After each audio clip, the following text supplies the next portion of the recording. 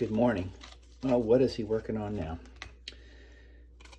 Aside from wanting you all to see what we have on the inside of our compost, I am processing some apples. And it's January, I might add, which is why they look all shriveled and shrunken. But you know what? I don't care. You notice I'm keeping the skins on, just taking out some of the stuff that's really hard to digest. Although when I was a kid, I used to just eat everything, and I'd even chew up the seeds, which everybody said was a terrible thing to do. Look at this. This is half rotten. But what I'm going to do is take that out, try anyway, and cook up the rest of this, make apple butter out of it. You know what they used to say about apples, right? An apple a day, etc., etc. And don't even get me started on the benefits of apple cider vinegar, and of course, the yumminess that happens in between being apple juice and being vinegar. There are some true health benefits to apples, no question. The ones that jump off the page are vitamin C and, of course, dietary fiber. Which will vary from variety to variety, but somewhere between 12 and 15% of the dietary fiber that you need in a day, somewhere between 12 and 15% of the vitamin C that you need in a day. Beyond that, there are some really important properties, I think, in terms of anti-cancer. Apples have what's called triterpenoids. I hope I'm saying that right. But these are basically compounds that inhibit cancer, which I think is awesome.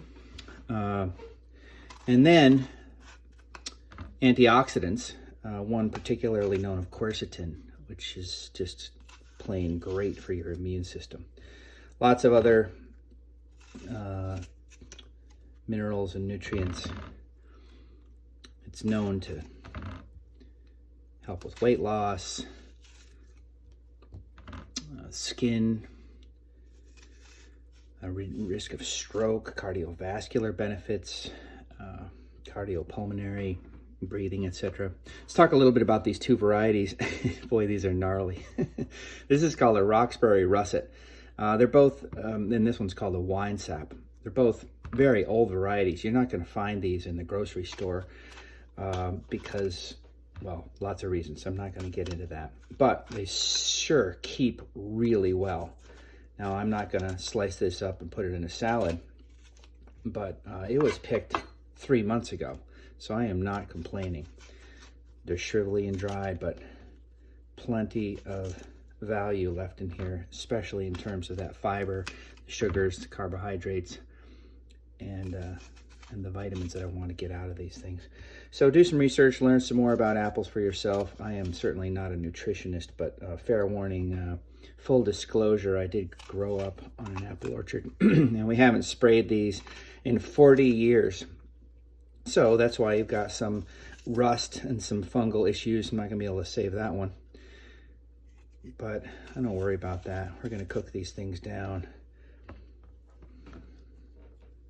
The cosmetic problems are what keep these, well, largely organic apples in general, keep them out of the grocery store. And they have to keep. These two do keep very well. But they're small apples.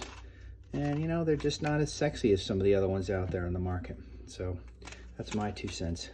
I could go on and on and on and on and on and on and on. Someday I will. But for now, Roxbury Russets and Wine Sap, these are going to turn into apple butter and get smeared onto our breakfasts for the rest of the winter and through next summer until we have some fresh ones to eat.